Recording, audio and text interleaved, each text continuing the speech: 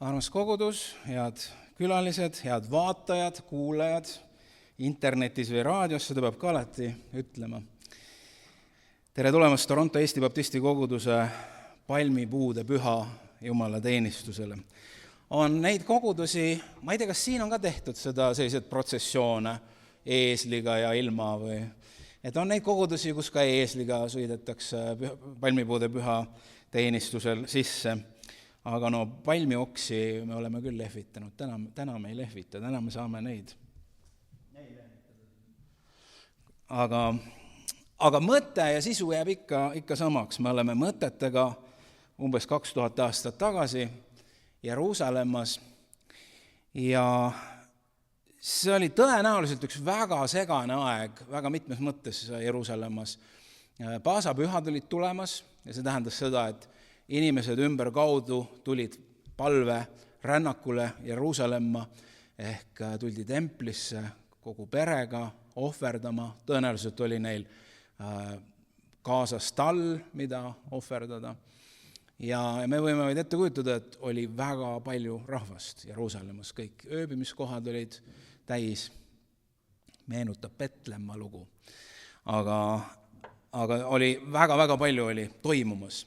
Ja vaevalt, et keegi, mitte vaevalt, päris kindlasti mitte keegi ei mõtelnud selle peale, et millegi pärast neid paasapühasid mäletatakse 2000 aastat hiljem. Keegi, meie ka ju ei mõtle seda, et midagi võib olla eilsest või tänasest või homsest on midagi, mida võib olla 50 või 100 või veel kauem aja pärast meenutatakse, kui meil elu on. Nii et alati on üks tasapind elu toimumas, poliitika, globaalsed asjad sünnivad, inimlikult inimesed teevad plaane ja siis on alati üks tasapind kuidagi moodi selle sees või selle läbi või selle all või selle üle on Jumal midagi tegemas. Ja samamoodi oli ka selle, võime öelda esimese palmipuude pühaga, et see Jeesuse tulemine, keegi ei osanud seda aimata, millise tähenduse see omandab, aga Jumal oli tegemas oma tööd. Ja küll on hea, et Jumal on täna ka tegemas oma tööd. Igasugused asju juhtub meie ümber, aga võib-olla vahel mõned palju olulisemad asjad tegelikult, kui maailm arvab, et need asjad on olulised, need asjad on suured, need asjad jäävad ajalukku, aga võib-olla on hoopis midagi praegu väga väikest. Võib-olla midagi seotud sinuga, võib-olla midagi seotud minuga, võib-olla midagi seotud TBK-ga või millega iganes, mis on tegelikult tähendusrikas ja mälestamist ja mäletamist väärne. Nii et täna me oleme omamoodi astumas sellesse põnevasse ja segasesse aega, kui Jeesust siis võeti vastu, loodeti poliitilise messiana. Paul oma algussõnas üsna kohe loeb meile tänase päeva teksti ka.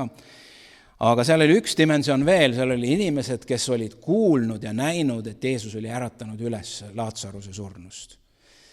Ja ma olen täiesti kindel, et kui eelmisel teenistusel, seda on keeruline küll nüüd panna sellest oluline, kui eelmisel teenistusel oleks keegi surnust üles äratanud, see tähendab, keegi oleks pidanud surnuna tulema siia.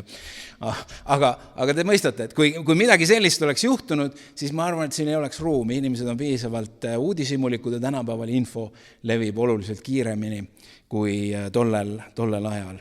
Inimesed on sensatsiooni huvilised. Aga siis jällegi selle sensatsiooni sees juhtub asju, kus Jumal muudab inimeste elusid, Jumal muudab inimeste saatusi. Ja ma usun täna ka, me oleme tulnud ühele mõnes mõttes tavalisele teenistusele, aga samas Jumal on midagi tegemas väga erakordset, avama oma südamed temale. Psalmis 118:25 öeldakse, issand, aita ometi, issand, lase hästi korda minna. See on tegelikult see Hoosianna hüüe, issand, aita. Ja see on huvitav, kuidas ka sõnad aja jooksul ju muutuvad ja selle tähendus siis ka selle Hoosianna või Hosanna tähendus on juba selleks ajaks, kui Jeesust vastu võetakse Hoosiannaga, on ta juba kahetähenduslik. See tähendab, et see on appihüüd ja teiseks on see tõdemus, et ta on, kes päästab ja ta muutub nagu sellisest ülistuseks või austus hüüuks, et Hosianna, sina oled see, kes sa tuled ja päästad. Me laulame koos nüüd, ma arvan, ei möödu peaaegu ühtegi palmipuude püha, kui me seda laulu ei laula, see on 48 meie siis nendes pruunides laulikutes või vaimulikes lauludes. Ja kes jaksab, tõuseme.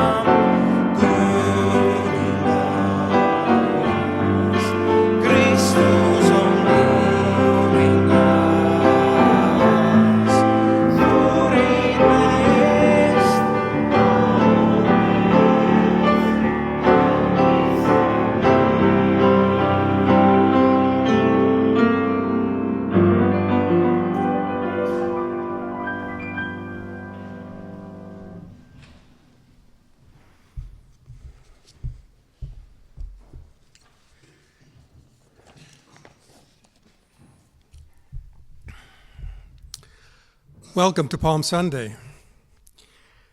Today we approach the end of the Lenten season, and at the same time, we're in the final week of Jesus' journey to the cross. The Canadian Bible Society publishes a Lenten calendar, well, has been for many years. I'm not sure how long exactly. And my thoughts today are partially based on a devotional by Dominic Rousseau, who's a pastor of the 180 Church in Laval, Quebec. But first, let's take note of what Matthew wrote about this day, which may well be, or may have been the peak of Jesus' journey, Jesus' popularity. I'm reading from Matthew 21 and the first 11 verses. As they approached Jerusalem and came to Bethphage on the Mount of Olives, Jesus sent 2 disciples, saying to them, "Go to the village ahead of you, and at once you will find a donkey tied there with her colt by her. Untie them and bring them to me. If anyone says anything to you, tell him that the Lord needs them, and he will send them right away." This took place to fulfill what was spoken through the prophet, "Say to the daughter of Zion, see, your king comes to you, gentle and riding on a donkey, on a colt, the foal of a donkey." The disciples went and did as Jesus had instructed them. They brought the donkey and the colt, placed their cloaks on them, and Jesus sat on them. a very large crowd spread their cloaks on the road, while others cut branches from the trees and spread them on the road. The crowds that went ahead of him and those that followed him shouted, "Hosanna to the Son of David. Blessed is he who comes in the name of the Lord. Hosanna in the highest." When Jesus entered Jerusalem, the whole city was stirred and asked, "Who is this?" And the crowds answered, "This is Jesus the prophet from Nazareth in Galilee." Amen. My word for today could be the word focus. As he approaches Jerusalem, Jesus is fully focused, firmly committed to his final act of obedience. The importance of this moment is captured in every one of the Gospels, not just here in Matthew. Matthew tells us that as Jesus approaches Jerusalem, there are many things to distract. A very large crowd spread their cloaks on the road, while others cut branches from the trees and spread them on the road.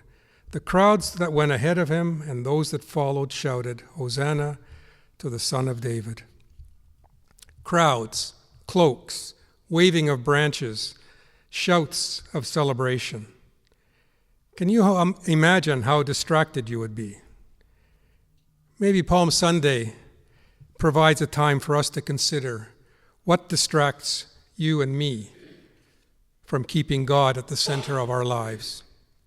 Is there a decision that you've been delaying that you need to be focused on? Surprisingly, only if we focus can we see past the distractions and notice what Palm Sunday is really about. As Jesus enters Jerusalem, the crowds do not understand that the one greater than David is among them.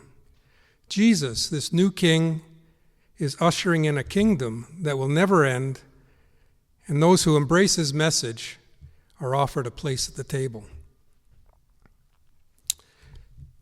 May we become more aware of the distractions that may cause us to miss the look on Jesus' face as he enters Jerusalem. It is the face of one who is focused on his mission, on his final act of obedience. He chose obedience over escape when he continued on to the cross. And why? Because he loved and continues to love us. This morning, Pastor Kyle from Christ Church reminded us of an interesting dichotomy. He also spoke of Palm Sunday, obviously. He mentions that Jesus came as a king, even as a lion, able to conquer all. Yet he died as a lamb, a sacrificial lamb.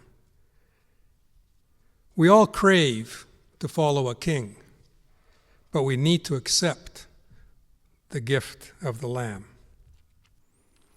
This Palm Sunday, consider how you might slow down and surrender the distractions, both good and bad, that keep you from seeing what Jesus has done for you. Prioritize time to worship in church where the power and the promise of the cross and resurrection are expressed with joy. Focus on him and see him clearly, the one who was fully surrendered, fully obedient, fully committed to his Father's will. He died to save us from our sins. Amen. Let's stand for prayer.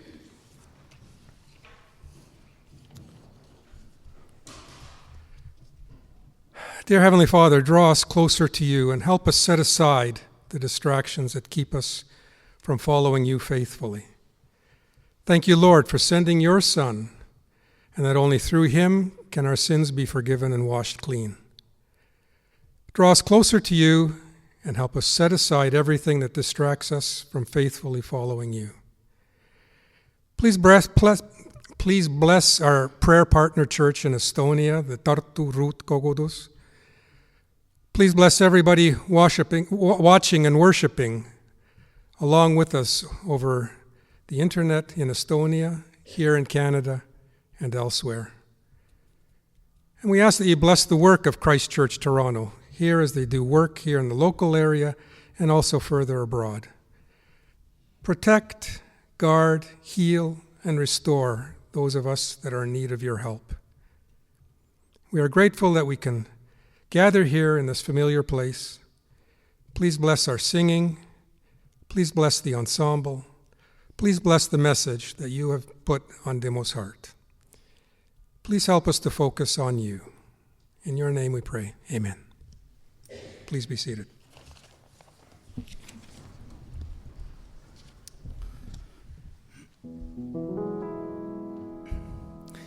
Eks igal aastal, kui seda näiteks ka palmipuude püha lugu lugeda, siis ikka midagi tuleb, jääb kõrva nagu midagi uut.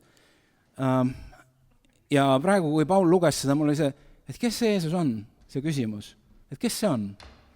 Ja mõtle, kui tore oleks, kui vahel mõtleme, et Jumala teenistuselt peaks kõik küsimused saama vastatud, aga mõtle, kui tore, kui inimesed läheks teenistuselt ära ja te kogete midagi ja siis te enda sees on tegelikult see küsimus, kes oli, kes tegi seda?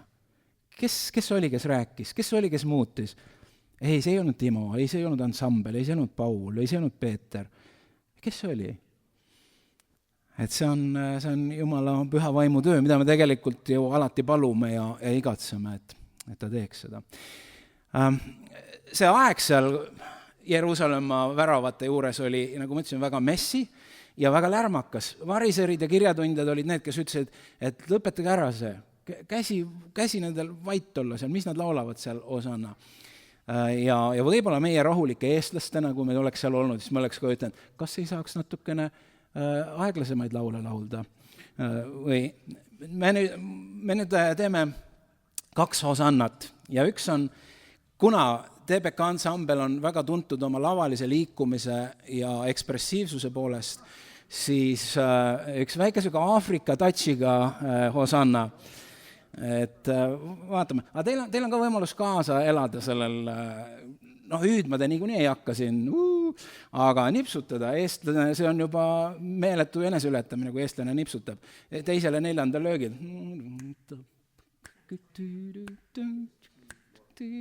Jaa.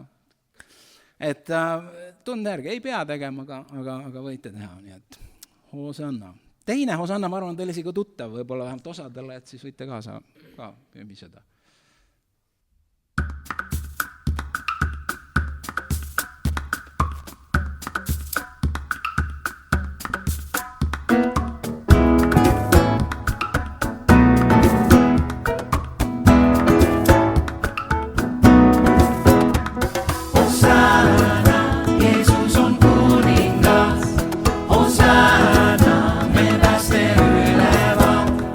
Hosanna, sa tuled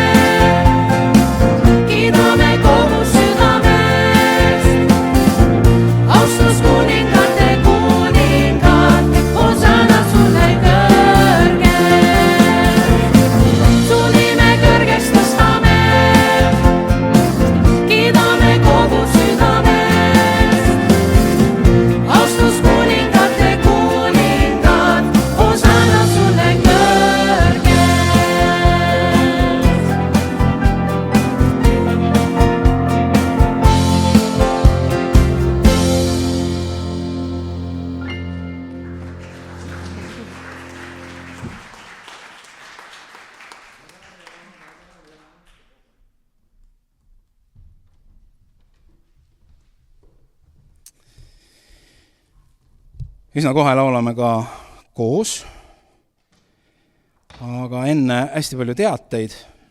Nimelt, tänane teenistus ei ole väga pikk, kõige olulisem teade. Ma püüan ennast oma jutlusega taltsutada, sellepärast, et meil on veel pikk osa tulemas. Ehk kohvi on vaja juua ja kantaadi proov on siis ka tulemas pärast, et püüan teenistuse võimalikult lühikese hoida. Reedel lauljad on oodatud kella 3 ja kella 5 siis tulete kõik oma sugulaste ja sõprade ja naabrite ja endiste töökaaslaste ja koolikaaslastega tulete kantaati kuulama reedel kell 5. Ja pühapäeval ülestõusmispüha teenistus on kella 3 nagu ikka pühapäeviti.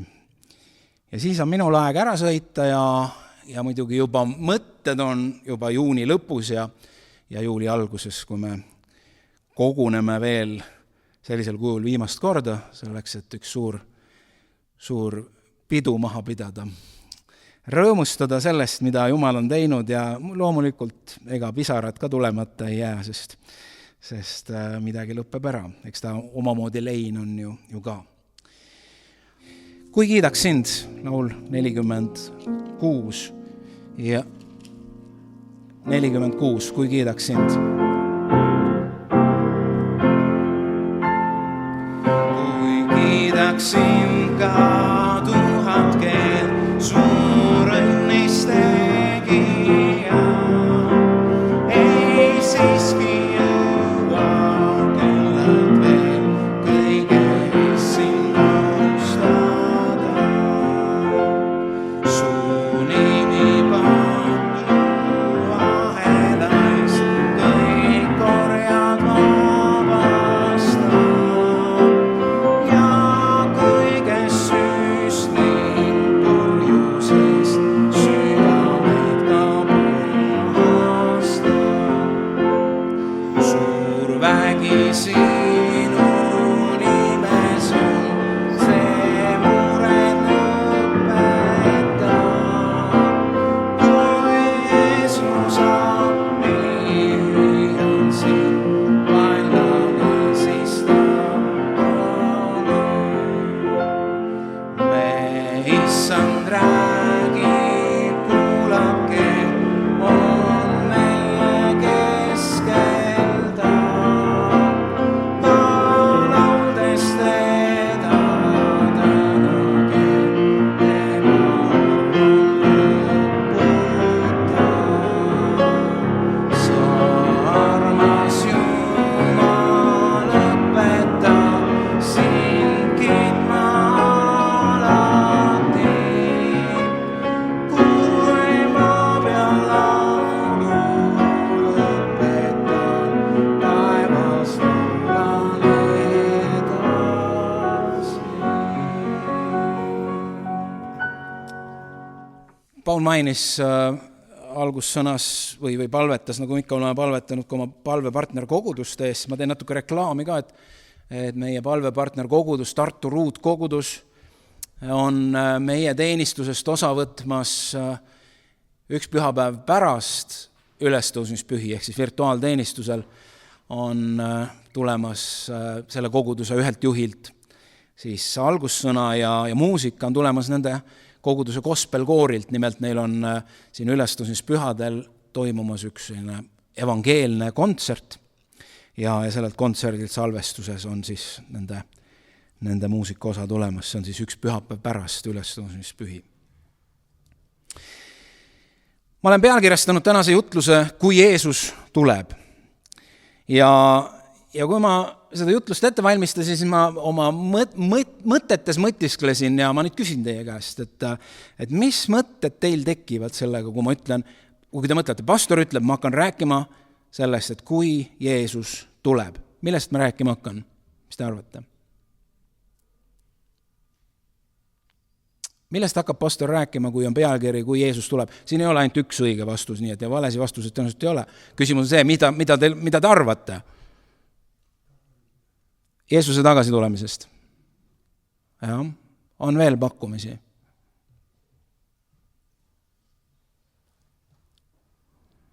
Te väga sarnanete mulle 11. klassi esimese grupiga, kellega ükskõik mis küsid, ega vastuseid ei tule väga. Aga ega siin muidugi väga palju ei julge pakkuda ka, mine tea. Aga ma eeldan jah, et esimene mõte võiks olla, võib-olla kellelgi oli mingeid muid mõtteid ka, aga esimene, kui Jeesus tuleb, et see on Jeesuse tagasi tulemisest. Ma jõuan sinna päris lõpuks, aga tegelikult ma tahan natukene teise nurgalt.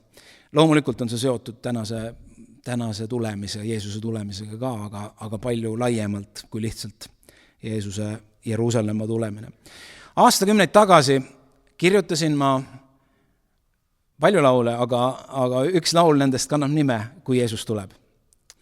Ja ma otsisin, kui ma seda jutlust hakkasin ette valmistama, siis ma otsisin selle laulu ülesse ja imestasin, et oi, küll ma julgesin ikka sellised otsekoheseid tekste noore vihase mehena laulda. Ma toon mõned fraasid sellest laulust. Laul on Kui Jeesus tuleb. Ma ei tea, kas ma viisi mäletaks. Vist ma loen teksti. Kas sooviks vahetada riided ära sa? Kas paneks selga särgi veidi puhtama? Kas peidaks riiulitelt mõned raamatud ja otsiks välja piibli, mis oli kadunud, kui Jeesus tuleb? Kas tahaks pesta mõned mõtted ära peast? Kas sooviks peita teod, mis pole olnud head? Kas tahaks panna vaikima sa muusika, mis maailm loonud ja ei austa Jumalat, kui Jeesus tuleb? Kas näevad päevad välja nii kui alati? Kas võtad Jeesuse sa kõikjal, kus sa käid? Kas pead sa plaane muutma, kui ta sinuga? Kas oled rõõmus, et saad olla sõbraga, kui Jeesus tuleb? Kas koged rõõmu, teades, et ta siia jääb? Või parem oleks, kui ta lahkumiseks annab käe? Kas tunned hästi ennast päästeseltsis sa või leiate end võõrastena kohtumisel seal, kui Jeesus tuleb? Ja ma kujutan ette seda tunnet või emotsiooni või sellist inspiratsiooni, mille põhjalt ma selle laulu tegin. Et tõenäoliselt seal oli mingi kogus sellist silmakirjalikkust, mida ma enda elus lihtsalt tundsin. Et ma olen valmis võib-olla, mis ma siis võisin olla? Ma arvan, et ma võisin isegi olla koguduses. Ma arvan, et ma olin ülistusjuht, ma ei olnud siis veel koguduse juht. Et sa tuled kogudusse ja sa ülistad, juhid rahvast ülistusse, aga samas sa tunned, et enda sees midagi ei ole päris nii, et kui tegelikult Jeesus tuleb, siis ma tahaks mingid asjad ära pesta, siis ma tahaks mingid asja võib-olla varjata. Või ma ei oska öelda, milline reaktsioon, kui me tegelikult kohtume Jeesusega. Mäletate Peetrus, kui oli ühel hetkel, kui Peetrus mõistis, et Jeesus on siin ja ta on nagu täitsa rappa omadega läinud, et seal paadis oli, siis ta viskas riided sellest ära ja ta oli nii piinlik. Ja siis Jeesus, et mine ära, ma olen nii patune, hüppas vette seal. Ma olen nii patune. Aga tegelikult ta küll tormas Jeesuse poole. Ja ma arvan, et see ongi igat moodi õige reageering, ükskõik mida me endas avastame, on mitte Jeesusest ära joosta, vaid Jeesuse poole joosta. Et tõenäoliselt oli see mõte, et kui Jeesus tuleb, et siis ma tahaks oma elus palju muuta ja kui ma aus olen, siis kui ma seda nüüd loen, siis mingisugused asjad kriibivad ikka. Ja tegelikult on, ma arvan, et see ühte või teisel moel on see kõigil meil, et see Jeesuse kohalolu püha vaimu läbi on meie jaoks ikka nii palju abstraktsem kui see, kui ta seisaks füüsiliselt siin meie keskel. Ja las see kõnetada, kas need laulusõnad kõnetada. Nii et see on üks võimalus rääkida teemal, kui Jeesus tuleb, et kuidas ma ennast tunnen või mida ma oma elus muuta tahan. Aga ma tahaks minna natukene veel teist suunda. Eestlastel on selline väljend nagu midagi on nagu sipelga pesa. Mis seostub teile sellega midagi, et see on nagu üks hirmus selline siblimine käib. Ja Jeruusalemm oli seal paasapühade eel, millest me täna räägime, siin palmipuude pühana, oli nagu sipelga pesa. Meil oli lapsena, ma ei tea, kas siin kandis ka midagi sellist tehti, kas nii suhteliselt rumalusi tehti siin ka. Aga lapsena hapusi jooke väga ei olnud poes. Aga kus sai haput jooki? Me võtsime heinakõrre, panime sipelga pessa, sipelgad ammustasid ja pissisid selle täis ja siis me võtsime selle ja siis ja ma ei tea, kui palju seal, mis vitamiinid seal kõik sees olid. Väga mõnus hapu oli, et see oli meie nõukogude laste hapujook. Sipelga piss. What? Selline pastor on teil, sorry. Me poes ei müüdud ants uriin või midagi. Aga see oli väga looduslik ja see oli väga maitsev, nii et teine kord, kui te leiate sipelga pesa, pange sinna midagi sisse ja tunnete. Seda ma rääkisin lihtsalt sellepärast, et see, mis juhtus, kui selle kõrre sinna sipelga pessa panid, siis hakkas üks õudne sebimine või siblimine hakkas pihta, nagu sipelga pesa. Aga, nagu ma ütlesin, ma tahan veel laiemaks minna kui see Jeruusalemm, kui sipelga pesa. Kui Jeesus tuleb. Ma olen välja toonud mõned punktid Jumala sõna põhjal, kui ma olen lugenud Uut Testamenti, kui Jeesus kuhugi tuleb, ilmub, mis siis juhtuma hakkab. Kui sa loed Uut Testamenti, ma ei tea, kas sa oled sellise pilguga lugenud, et Jeesus ju käis maa peal ja kui ta kuskile ilmus, siis hakkas juhtuma midagi. Kui te mõtlete erinevate inimeste peale oma sõprusringkonnast, kui teil on mingisugune sõpruskogunemine, mehed, ma ei tea, saavad sauna õhtuks kokku ja see, ma ei tea, Eduard tuleb, kohe hakkab juhtuma midagi. Mõnega hakkavad väga ebameeldivad asjad juhtuma, mõnega hakkavad väga positiivsed asjad juhtuma. Teine tuleb ja nagu midagi ei muutu väga palju. Aga kui Jeesus liikus ringi ja kui ta kuskile tuli, siis ta kohe hakkas juhtuma midagi. Ja esimene asi, mida ma tahangi välja tuua, on see, et kui Jeesus tuleb, siis ta toob alati esile mingi reaktsiooni. Alati.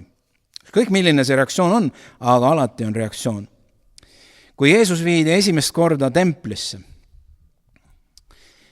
see on jõululugude järgne lugu, vahel loetakse lausa koos seda jõululooga seda, siis seal templis oli vana mees, vana prohvet nimega Simeon. Ja ta oli saanud ühe sõnumi Jumala käest, et tema ei sure enne, kui ta näeb Messiat. Sest juudid ootasid ju Messiat. Ja siis, kui Jeesus toodi väikese lapsena sinna templisse, siis Simeon kohe ta vaimust mõistis. Sinna toodi palju lapsi kogu aeg tõenäoliselt, aga ta mõistis, et see on see, tema on see. Ja siis ta ütles sellised asjad. Ja Simeon õnnistas neid ja ütles Maarjale, tema emale, vaata, see laps, ehk Jeesus, on seatud languseks ja tõusuks paljudele Iisraelis ja tähiseks, mille vastu räägitakse. Ehk siis see reageerimine on alati, mõne jaoks on ta languseks, mõne jaoks tõusuks. Uues Testamendis öeldakse, et Jeesus on mõnele komistuskivi ja mõnele nurgakivi. Ja nii ongi, me näeme seda enda ümber.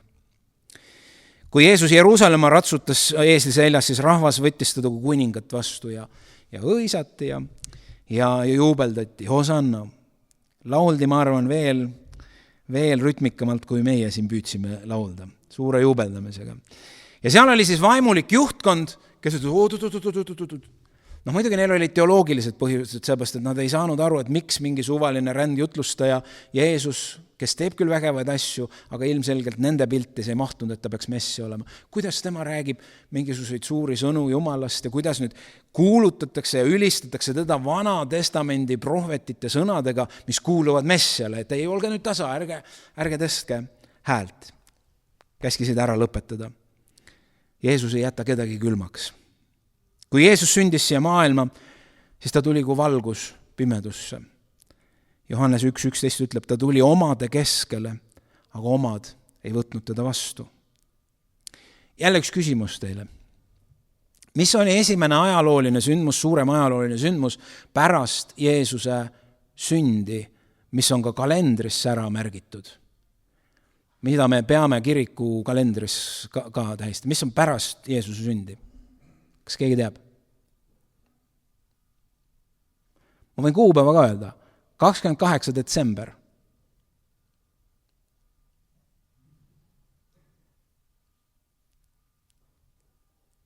No võt. No vähemalt, et me eraldi teenistust selle puhul ei tee, aga see on süüta laste päev. Süüta laste päev. See on meenutamaks seda, kui Herodes tappis siis, see on täitsa kirikukalendri tähtpäev, kui Herodes tappis kuni 2-aastased lapsed Betlemmas ja selle ümbruses. Selle sündmuse kohta küll öeldakse, et väljaspool Piiblit ei ole mitte kuskil selle kohta kinnitust. Ka Joosefus, keda sageli tsiteeritakse, kui on üks tolleaegsed allikaid, kes räägib ka Jeesusest palju, aga võt seda sündmust ei ole märgitud. Muidugi ta võib tähendada seda, et Herodes oli oma olemuselt niivõrd jõle mees. Ta tegi nii palju halba. Ta tappis suure osa oma perekonnast isegi ära, oma pojad ja kõik, et see isegi ei ületanud võib-olla uudiskünnist, et see laste tappmine, see ei saanud tegelikult väga massiline olla. Betlemm ja selle ümbrus, Betlemmas oli kõige rohkem mõni 100 või kuni 1000 inimest. See ümbrus, natukene juurde inimesi. Poiss laps 2 aasta jooksul võis sündida, see ei olnud, jutt ei ole 1000-test, jutt ei ole 100-dest, jutt on võib-olla 10-test, aga siiski kohutav ja ei ole sündmus, mida evangelist paneb kirja.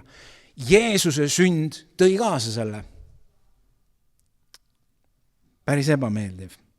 Kui Jeesus kohtus ühe kurjadest vaimudest vaevatud mehega Gerasalaste maal, on öeldud, ta oli selline, et ta pandi kuskil koobastesse kinni ahelatega, suurte kettidega, tas oli selline üleloomulik jõud, et ta kiskus need alati puruks, ajas suust vahtu välja ja liikus ringi, hirmutas inimesi.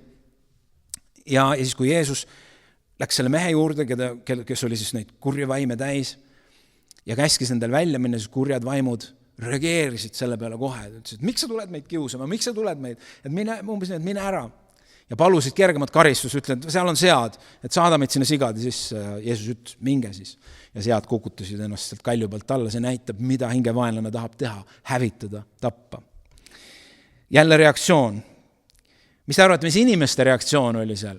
Inimesed, kes seal elasid, mees, keda nad olid kartnud, kes oli saanud kurjadest vaimudest vabaks, kes oli terveks saanud, kes oli täiesti normaalne mees pärast. Ja inimesed ütlevad, mine Jeesus ära, sa tekitad nii palju segadust, mine ära. Muidugi, ma ei tea, miks olid juutidel sead, ma ei ole nii palju seda uurinud, peaks uurima, et võib-olla mingisuguste, ma ei tea, kelle sead need olid, siis juudid ei saanud sigu pidada, aga igal juhul palju segadust tekitas. Nii et, kus Jeesus tuleb esile, seal hakkab asju juhtuma ja alati neil kõik asjad ei meeldi. On kogudusi, kes otse seda ei ütle, aga sisuliselt oma koguduse elukorraldusega on ütelnud Jeesusele, et ära tule. Meile meeldib asju nii teha, nagu meie teeme. Ära sina tule. Meile meeldib see status quo. See on sellepärast, et see on selline turvaline. Keegi avalikult ei ütle seda, aga kõik tehakse selliselt. Ja kui selline rahulik status quo on eesmärgiks, siis tuleks Jeesusest suhteliselt kaugele hoida, sest kui Jeesus tuleb, siis ta hakkab toimetama. Siis hakkavad mingisugused asjad juhtuma, vaimumaailmas hakkavad mingisugused asjad reageerima. Nii et see on esimene punkt. Teine punkt, kui Jeesus tuleb, siis varjatu saab avalikuks. See ka alati väga meeldiv ei ole. Johannese 3:19-21 ütleb niimoodi, ent kohus on see, et valgus on tulnud maailma, aga inimesed on armastanud pimedust.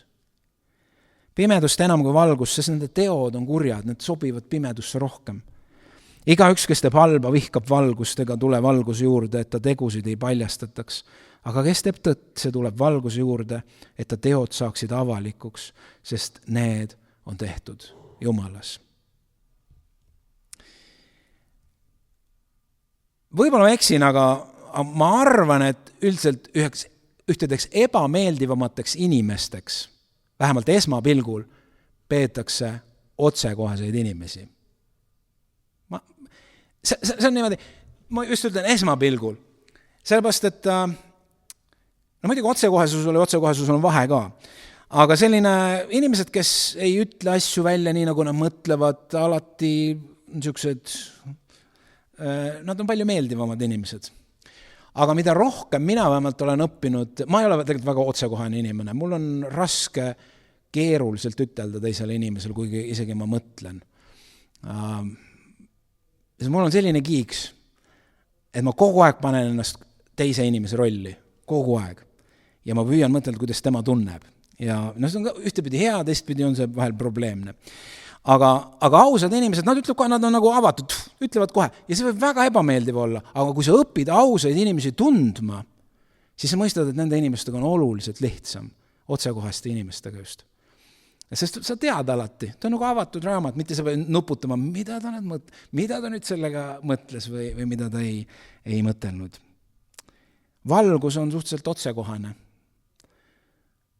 Sa võid terve talve perenaised, te teate seda suurepäraselt, terve talve hämarus, siin on küll päike natuke eredam kui Eestis näiteks, aga Eestis, kus terve talv on ühtlane öö, pimedus peaaegu ja kõik on imeilus ja siis tulevad kevad päike ja saavad, millised mu aknad on. Nad olid ju kogu aeg nii puhtad, kuidas nad ühe päevaga nüüd korra, kui päike paistma hakkab, kuidas nad nii mustaks said. Valgus, eks see on nii ka Jeesusega, kui Jeesus tuleb, siis seal on valgus. Ja see võib vahel ebameeldiv olla. Johannese 2.25 ütleb, et tal ei olnud tarvis, et keegi oleks andnud tunnistust teise inimese kohta, sest ta teadis, mis oli inimeses. Mõnes mõttes võiks öelda, et ta nägi inimese sisse. Ja sellepärast ta ei vastanud alati inimestele. Inimesed ütlevad, Jeesus tee seda. Või küsivad midagi. Jeesus vasta sellele küsimusele. Jeesus alati ei vastanud. Üsna tihti tegelikult ei vastanud. Ja ta ka alati ei andnud seda, mida paluti, seepärast, et ta nägi, mis on nende sees. No rikas mees tuuakse alati, noor rikas mees tuuakse näiteks. Ta oli tubli mees, väga tubli mees. Ta pidas käsku ja tuleb veel Jeesus juurde, et mis ma peaksin veel tegema? Võib-olla tahtsin seda kinnitust saada, et sa ei pea midagi tegema. Aga mis ma peaksin tegema, et ma taevasse saaksin? Ja Jeesus paneb sellise latti, mida ta mitte kellelegi teisele ei pane. Ütleb, et mine nüüd, müü oma vara maha, jaga see vaestele ja tule järgi mind. Ta ei ütle ühelegi teisele, rikkale ega ma ei tea kellelegi, mitte kellelegi ei ütle seda. Aga ta mõistis, et kui nähes selle mehe südamesse, et kui ta ütleb talle, et okei, tule järgi, sa oled kõik teinud, tule lihtsalt minuga kaasa, siis ta mõistis, et tegelikult ta süda oleks jäänud tema rikkuse külge. Ja see, mis esimesena muutuma peab, on tema süda. Ja see oli väga raske sellele mehele ja see mees läks kurvana ära. Vahel me oleme ka tõenäoliselt Jumala juurest kurvana ära läinud, seepärast, et Jumal on ütelnud meie ellu midagi, mida me ei taha kuulda. Kuidagi kuskil see sisse, et siin mingisugused asjad peavad muutuma. Meie ütleme, me tahaks, et muutuks see. Ära selle pärast muretse. Tegele sellega, sest kui sa sellega tegeled, siis muutub ka see. Nii et Jeesuses tulevad asjad avalikuks. No rääkimata variseridest, kelle silmakirjalikkusel ta korduvalt viitas. Nii et Jeesus ei too neid asju ka näiteks piibli lehekülgedele avalikuks või esile selleks, et kedagi halba valgusesse panna või halvustada või kuidagi, sa oled selline, vaid ta on peegel, ta tahab olla peegel. Et me vaatame teda ja tegelikult me näeme enda olukorda. Ja siis sa saad aru tegelikult, et see on puhas arm. Ja ka mõne inimesega suheldes ka, kui mõni on peegliks meile, see tohutult võib häirida. See võib nii närvi jääda, kui tavaliselt sellised peegli inimesed ajavadki meid närvi. Aga kui sa mõistad seda, et see arm, ta näitab sulle, milline sa oled. Jeesus teeb ka seda. Nii et see, millega me Jeesuse vastu komistame ja mis meid häirib tema juures, see on valdkond, mis vajab muutumist ja murdumist meie enda sees. Nii et varjatu saab avalikus. 3. kõver saab sirgeks. Luuka 3, 5-6, siin on profeteering. Kõik kuristikud täidetagu ning kõik mäed ja kingud tasandatagu ja kõverikud saagu sirgeks. Ja mis on konarlik siledaks teeks, siis saavad kõik inimesed näha Jumala päästet. Patu langemisega on meie maailm deformeerunud. Miks me palume, et Isa, sinu tahe sündigu nii nagu taevas, nii ka maa peal. Sellepärast, et siin maa peal ei ole asjad nii nagu taevas. Ja me palume, et Isa, las sündida nii, las minu elus olla see väike taevas siin selles maises. Las minu kaudu tulla esile ka see taevas siin. Jumal, las sinu tahe sündida. Siin on asjad kõverpeeglis, siin on asjad tagurpidi, siin on nad vales proportsioonis, valedes värvides, midagi on hoopis puudu, midagi on totaalselt üle.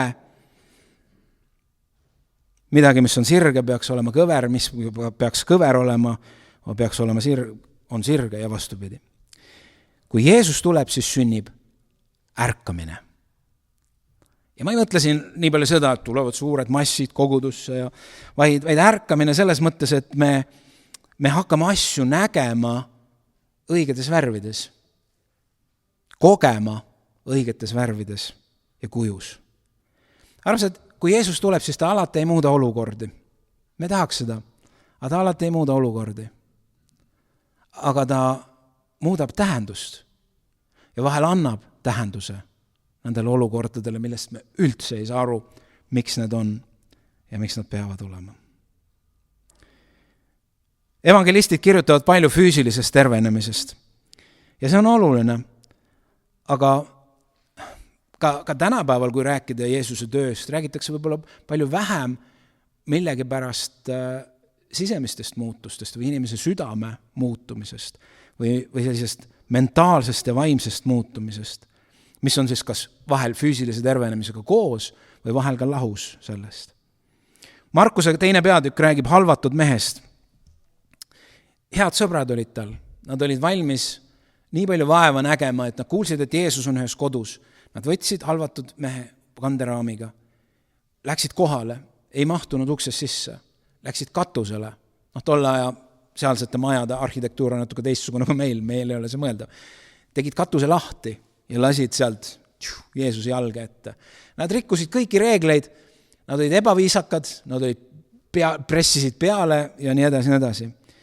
Ja see, mis Jeesus, nad tahtsid, et Jeesus ta terveks teeb. Jeesus ütles, et sul on su patud andeks antud.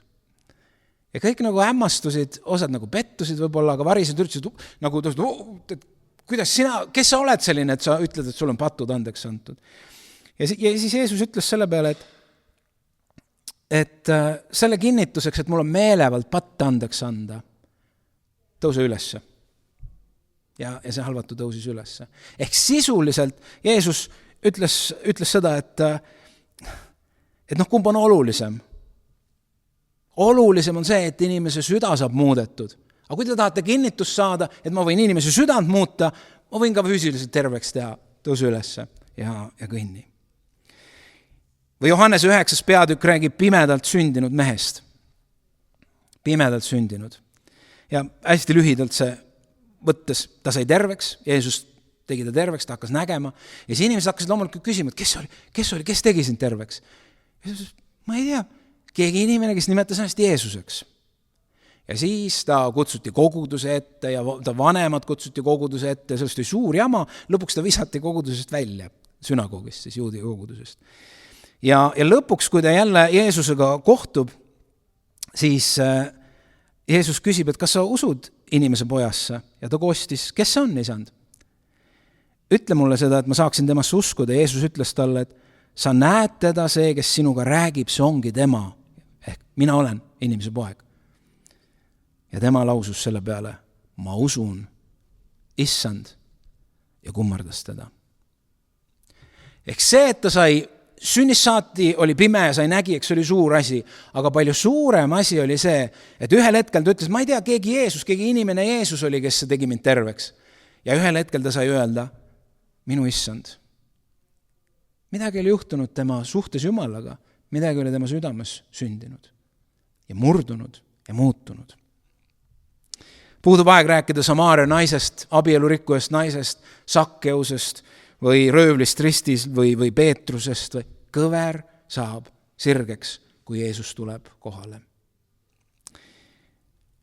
4. Kui Jeesus tuleb, siis Jumal saab austatud. Johannese 14.13 ütleb, et isa saaks kirgastatud pojas. Et isa saaks kirgastatud. Lühidalt öeldes, seal, kus Jeesus tõeliselt tegutseb, seal saab au Jumal, mitte inimesed. Juba eelpool mainitud pimedana sündinu läks peale tervenemist koju, on öeldud, Jumalat austades. Kui Jeesus äratas üles lesknaise poja, siis rahvas lõi kartma ja ülistas Jumalat. Kui Laatsarus oli üles äratatud, siis, või Jeesus ütles Laatsaruse üles äratamisel, et see haigus ei ole surmaks, vaid Jumala kirkuseks. et Jumala poeg seeläbi austataks. Jeesus tuli, et ühendada inimene taas isaga ja kõik, mida ta teeb, viitab isale ja juhib inimesi tema lähedusse ja teda austama. Ja viimane, kui Jeesus tuleb, siis saabub kaosesse kord ja rahu. Ma tuletan meelde, mis need olid. Kui Jeesus tuleb, siis ta toob kaasa alati mingi reaktsiooni. Kui Jeesus tuleb, siis saab varjatu avalikuks. Kui Jeesus tuleb, siis saab kõver sirgeks. Kui Jeesus tuleb, saab Jumala austatud. Kui Jeesus tuleb, siis saabub kaosesse kord ja rahu. Isegi kui mõni hetk võib Jeesuse tulemine kaasa tuua siis segadust nagu sipelga pesa, siis tema tulemise lõppeesmärgiks on alati rahu ja kord. Nii nagu maailma loomisel oli üks tohuva pohu, see hebreakeelne sõna, tohuva pohu, suur segadus. Kui me mõtleme, et mingid molekulid või osakesed, kõik nagu ei teadnud täpselt, mis nad teevad. Mingisugused asjad olid olemas, aga midagi liikusid siia, sinna midagi. Ja siis on öelda, et Jumala vaim hingas üle kõige selle. Ja seal, kus Jumala vaim hingab, seal hakkavad need kaoses liikuvad asjad kuidagi muunduma, toimub mingisugune korrapärasus, midagi hakkab sündima, tekib kreatiivsus. Seal, kus Jumala vaim liigub, seal, kus Jeesus tuleb esile. Ja kui see kõik valmis sai, siis Jumal vaatas, ütles, see on väga hea. Ja kui Jumala jaoks on midagi väga hea, siis see peab ikka hea olema. Jeesus ütles enda kohta 7 korda mina olen. Need on 7 Jeesuse mina olen lausungit. Ja need kõik viitavad ühele juurele või algpõhjusele, varustatusele, korrale, kuuluvusele. Ehk kõik, millest tänapäeva maailmas puudust on. Jeesus tuli kui elu leib, vaimulikult näljasele maailmale. Jeesus tuli kui valgus pimeduses ekslevale maailmale. Jeesus tuli kui uks maailmale, kes otsis sissepääsu ja otsib ikka sissepääsu ja ligipääsu kaotatud paradiisi. Kuidas on see võimalik? Jeesus ütles, ma olen uks. Ta tuli kui üles tõusmine elu, pattudes surnud maailmale. Ta tuli kui tee eksinud maailmale. Ta tuli kui tõde saatana pooltõdede ja valede käes vaevlevale maailmale. Ta tuli kui viinapuu, kui selline allikas või kõige algus, kellest kõik lähtub ja kellega suhtest sõltub meie elu. Meie elu sõltub, milline on meie suhestumine viinapuuga, sest meie oleme oksad. Kui me oleme ühenduses, siis on elu. Kui me oleme lahutatud, siis me närbume ja sureme. Ja ta tuli ja ütles, et ma tahan olla kõik see teie jaoks. Te ei pea elama kaoses, korratuses, pimeduses, näljas, sihitult ja valedes. Ja kui me näeme piibli lehekülgede, kui me loeme, mis siis on juhtunud, kui Jeesus on tulnud, kas siis piibli lehekülgede või kiriku ajaloos, kui tegelikult Jeesus on saanud oma tööd teha läbi oma rahva ja oma rahva sees, inimeste lugudes, siis see on see, mida Jeesus on teinud. Ta on loonud elu, sihti, tähendust, eesmärki.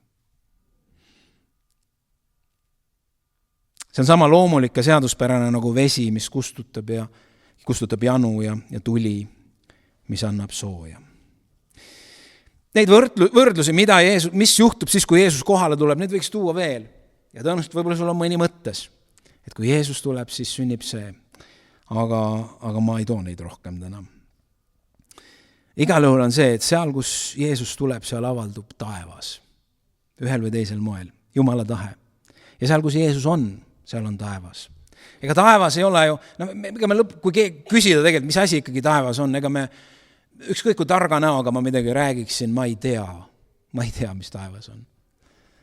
Kas sa küsid, kus see on? Ära küsi. Aga ühte ma tean. Taevas on seal, kus on Jeesus. Meil on siin Torontos, ma arvan juba kui me seal appi, kus see maja meil oli, mis tänav? J-Bellis. Kui me juba J-Bellis oli, ma arvan, Moonika ostis siit, kus mul on selline teekruus või Moonika jõi kohvi sealt, aga mina joon teed. Et mu kodu, sinna peale kirjutatud, mu kodu on seal, kus oled sina. Ja siis mul eile oli just vestlus, rääkisime Moonikaga ja niimoodi videopildiga ja sa jood minu tassist teed. Ja. Aga praegu ma ei saa öelda, et mu kodu on siin, vast et Moonika on ära. Moonika on teises kodus. Et siis kui Moonika juunis siin on, siis me saame öelda, et me oleme Toronto kodus. Sellepärast, et mu kodu on seal, kus on Moonika kodu on seal, kus on minu kodu. Ja armsad, meie kodu on seal, kus on Jeesus. See on nii, et taeva teeb taevaks Jeesus. Ei mitte inglid, kes harfe mängivad või kooriproovid või ma ei tea, mis me taevast ette kujutame, aga see on Jeesus, tema auhiilgus. Ja tänase jutluse kontekstis võiks öelda, et kodu on seal, kus on Jeesus. Ja iga jah Jeesusele, iga jah Jeesuse heaks sinu elus viib sind lähemale kodule. Mitte surmale surmale me läheme niikuinii lähemale iga päevaga, aga selles mõttes, et sinu elus lähemale Jeesusele, iga jah Jeesusele. See toob ühed muutused. Aga Jeesus tuleb sinna, kus talle jah öeldakse. Jeesus tuleb sinna, kus teda oodatakse ja igatsetakse, et ta saaks õnnistada, et ta saaks vabastada, et ta saaks päästa, taastada, üles äratada, leida kadunud lambaid, toita vaimulikku näljast, tuua ärkamist, tuua tervenemist, liita see, mis on katki läinud, tuua elu ja armu kõigesse. Ja loomulikult, nii nagu ma alustasin, ma ei saa jätta ütlemata seda, et kui jutluses, kui Jeesus tuleb, siis armsad, Jeesus tuleb tagasi. Ja ei mitte enam eesli seljas, vaid siis ta tuleb kui kuningate kuningas. Siis ei ütle keegi väga midagi temale, et miks te laulate või miks ta tuleb niimoodi, vaid siis on kõik täiesti teistmoodi. Aga ta on meie kuningas, kes tuleb. Ja ma ei tea, kas me näeme seda oma silmaga või jõuame enne nägemisse usust, aga koguduse ja pruudina saame me öelda, tule issand, tule. See on mõist nii ilus palve, mis seal ilmutuse raamatu lõpus on, tule issand, tule. Tõuseme palveks.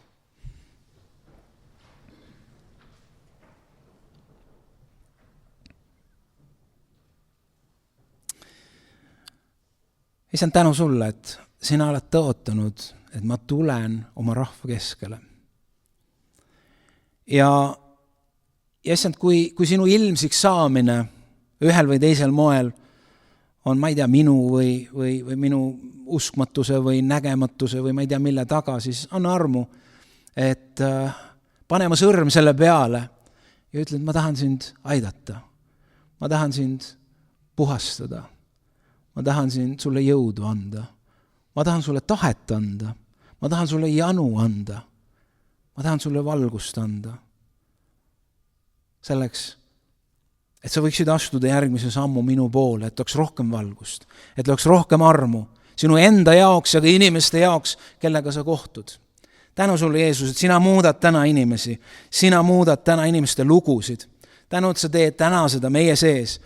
Tänu sulle, et on kuulajaid ja vaatajaid, kes praegu võivad kogeda, et midagi on muutunud, sellepärast, et Jeesus on tulnud mulle lähedale või ma olen osanud teda näha minu lähedal. Tänu sulle, et sa armastad meid ja tänu sulle, et sa juhid meid edasi sellest, kus me täna ka oleme ja me võime kõigest panna oma lootuse sinu peale ja öelda, tule issand, tule. Tänu sulle, amen. Me võime istuda.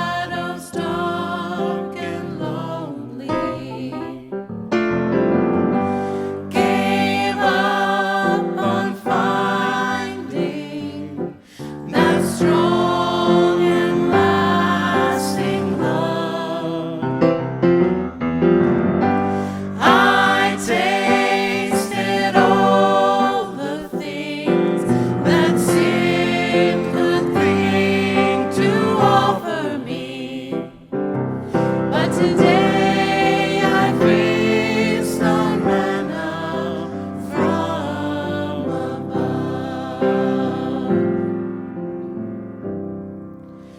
He is here, hallelujah. He is here, amen. He is here, holy, holy. I will bless his name again. He is here, listen closely, hear him calling out your name. He is here, you can touch him, you will never be the same.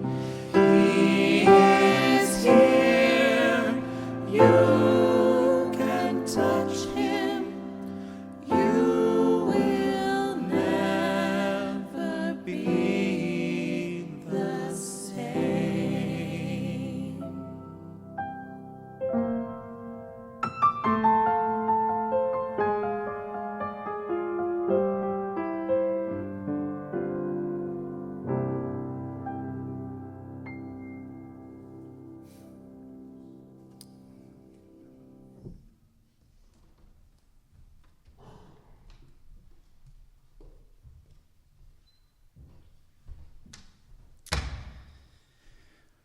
He's here and we can touch him ühel või teisel moel.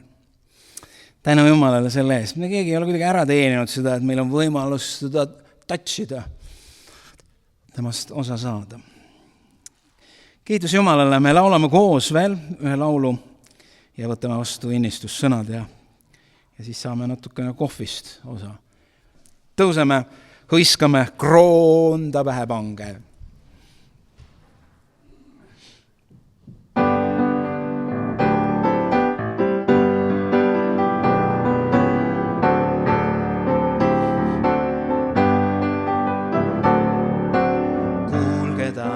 Templis tüüdu, imearmsaid hääli, taevaliste keeli, kuulge taeva kroonil. Issandale kiitust kroon ta pähe pange, ta on elu issa.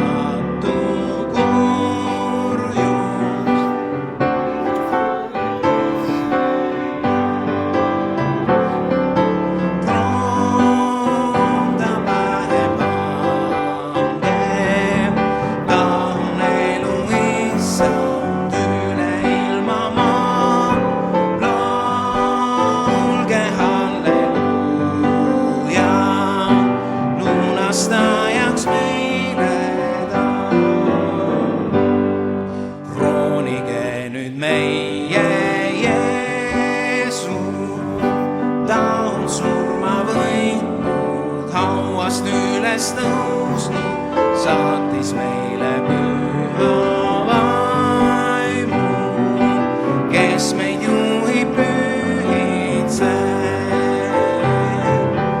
Kroon ta pähe pange, ta on elu issa üle ilma maa. Laulge halleluuja, lunastajaks meil.